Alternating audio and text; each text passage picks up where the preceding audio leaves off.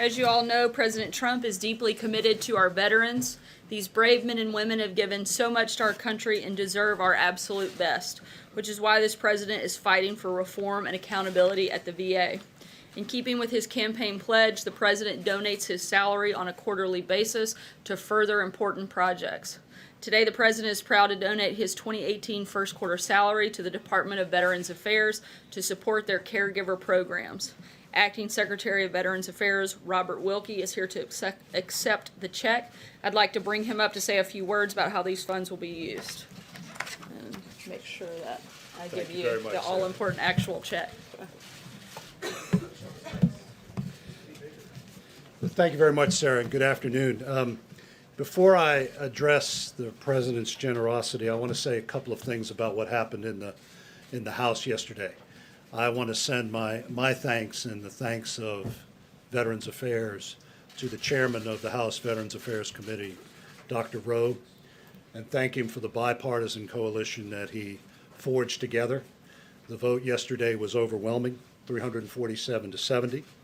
And this is long-awaited legislation that our veterans have been waiting in anticipation of. This takes 7 community care programs that we've been using for the last 15 to 20 years and condenses them into one. It also makes it much easier for our veterans to obtain care that they need at the moment that they need it in homes and in facilities closest to where they live. This also opens up the caregiver program to long-waiting communities within our veterans' world. Those veterans from World War II, Korea, Vietnam, and the Gulf War who have not had access to a community caregiver program that was opened up for those who have served in the military since 9/11. So with this strong bipartisan support, we urge the Senate to take up the House bill and give it to President Trump, hopefully before Memorial Day. But I also want to single out the major veteran service organizations. 38 of them signed a letter in support of this legislation to the House and Senate leadership. Their people have been walking the halls of the Congress for the last week. They will be in the Senate next week, and we can't thank them enough for their support for our nation's 20 million veterans. And Sarah, I want to thank you for the announcement. I want to thank you for President Trump's generosity. The President's gift underscores his promise to do all that he can for veterans, which includes supporting those who care for our veterans, not just those of us at VA, but the husbands, the wives, the families, and the community caregivers who are out there day in and day out, making life easier for those who have borne the battle. President Trump understands the critical role of caregivers in meeting the essential needs of America's veterans. So we have already earmarked this gift for caregiver support in the form of mental health and peer support programs, financial aid, education, training, and research. I am deeply grateful to President Trump for providing me the opportunity to serve America's veterans and for his generosity in supporting them. So thank you, Sarah, and thank you to President Trump. I know how much this means to America's veterans. Thank you. Thank you very much. Lastly, this week is set aside each year to honor those across our country who wear the badge. In the spirit of Police Week, I want to read a quick letter from Samuel of San Antonio, Texas, that he sent the President. Dear Mr. President Donald J. Trump, last year I raised about $375 for our police. I went down to McDonald's and bought 75 $5 gift cards so the police officers could get coffee or lunch. It would be really cool to meet you. I wish I could vote for you, but I'm only 11. But my mom voted for you. I'm starting a fundraiser called A Break for the Blue. I listened to your talks and I went to the inauguration and saw you. You're awesome. Sincerely, Samuel. Thankfully, I had the honor of meeting Samuel earlier today. He was adopted by his family in Guatemala. He's incredibly grateful to be an American, and he's very grateful to all of the law enforcement officers around the country. The President is very proud of Samuel and believes our country needs more young people like him who give back to their communities. And he's a really, really great kid, and it was great to meet him. And with that, I will take your questions. John.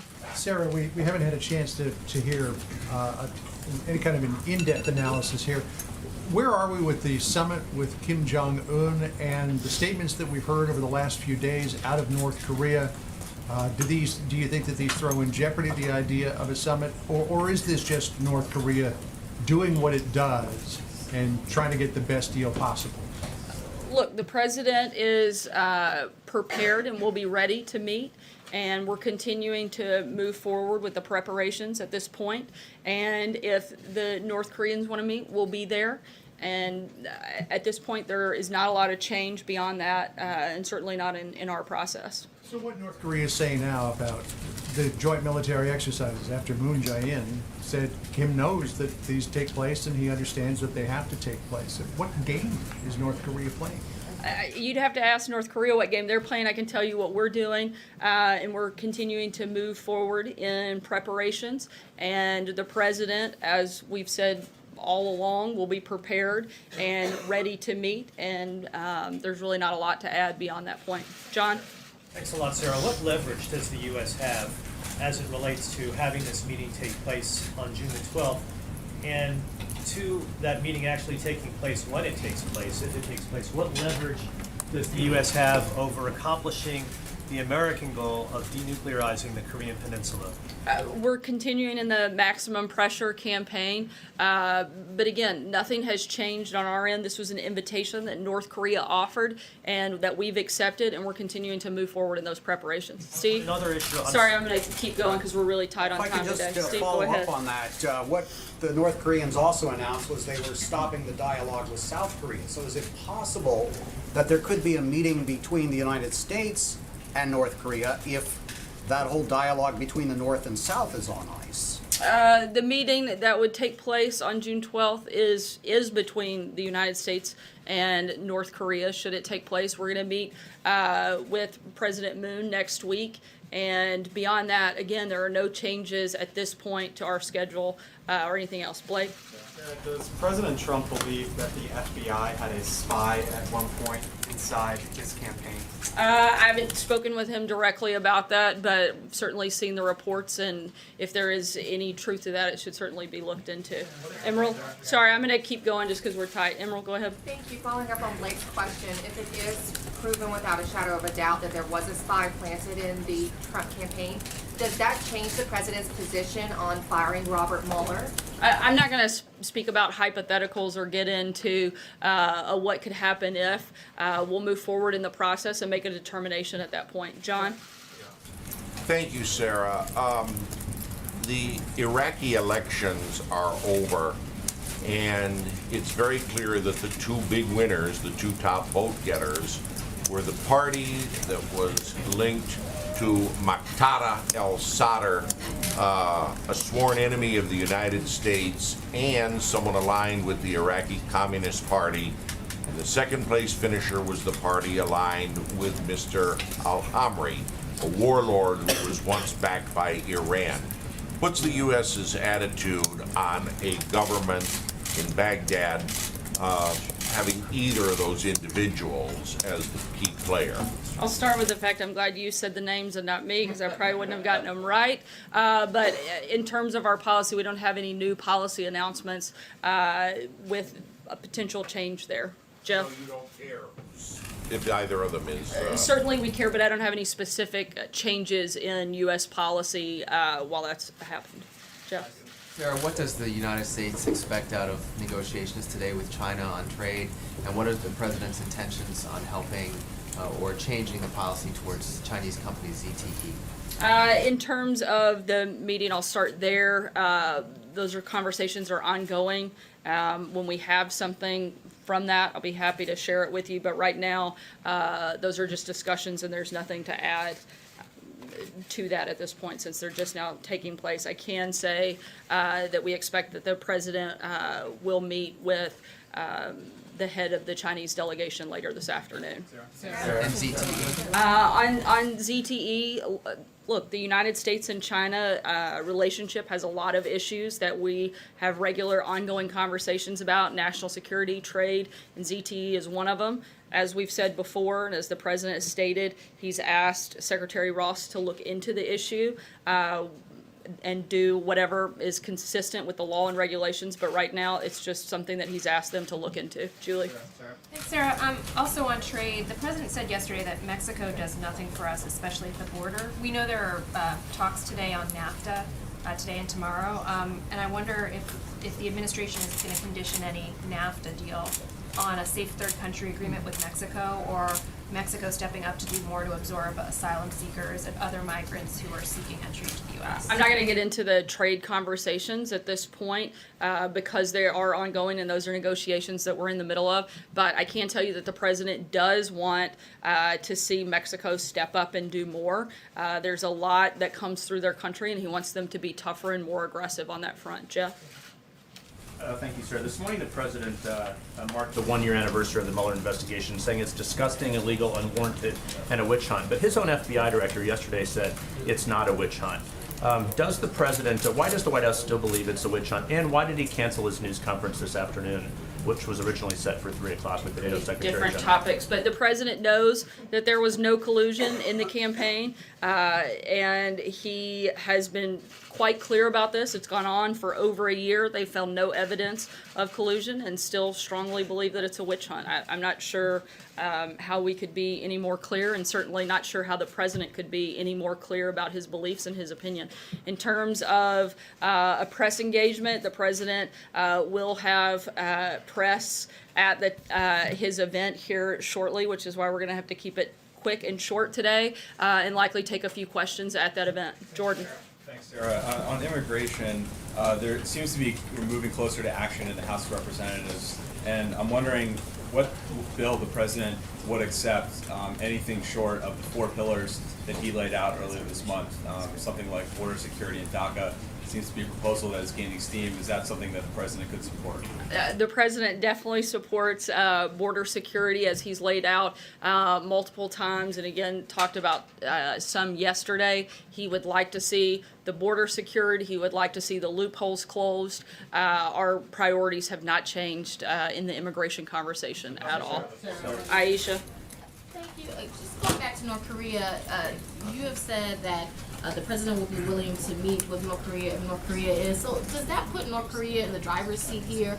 Is it North Korea that's going to decide whether a meeting takes place? And also, the president said yesterday that the White House hadn't heard anything from North Korea. Has that changed? Have you heard anything since these talks were called off with South Korea?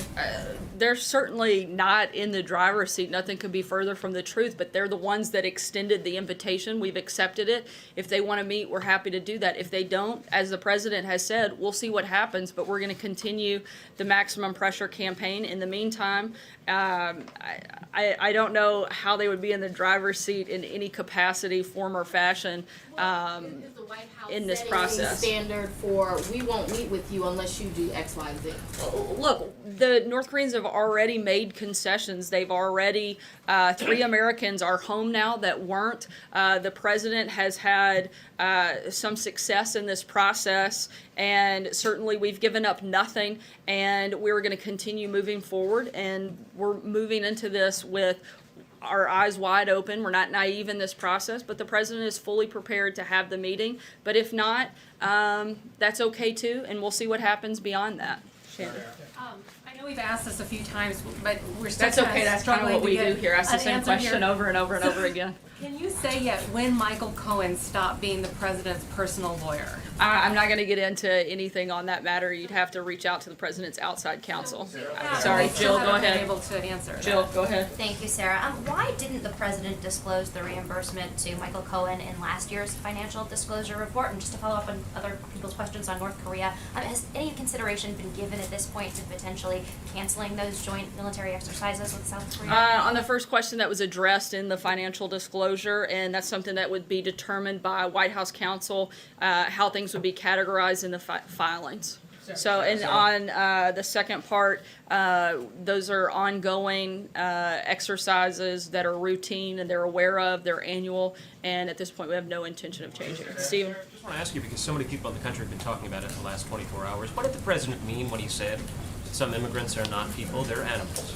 The president was very clearly referring to MS-13 gang members who enter the country illegally and whose deportations are hamstrung by our laws. This is one of the most vicious and deadly gangs that operates by the motto of rape, control, and kill. If the media and liberals want to defend MS-13, they're more than welcome to. Frankly, I don't think the term that the president used was strong enough. MS-13 has done heinous acts. It took an animal to stab a man 100 times and decapitate him and rip his heart out. It took an animal to beat a woman they were sex trafficking with a bat 28 times, indenting part of her body. And it took an animal to kidnap, drug, and rape a 14-year-old Houston girl. Frankly, I think that the term animal doesn't go far enough, and I think that the president should continue to use his platform and everything he can do under the law to stop these types of horrible, horrible, disgusting people. I'm going to take one more question. Peter? Thank you, Sarah. Are the chances of a summit now less likely than they were a week ago before these statements came out from Kim Jong-un? I'm not going to get into a percentage game. I can tell you that we're ready and prepared. And if they happen, they happen. And if they don't, we'll see what happens. Thanks so much, guys. We'll see you here in a few minutes with the president. Sarah, is the president ever...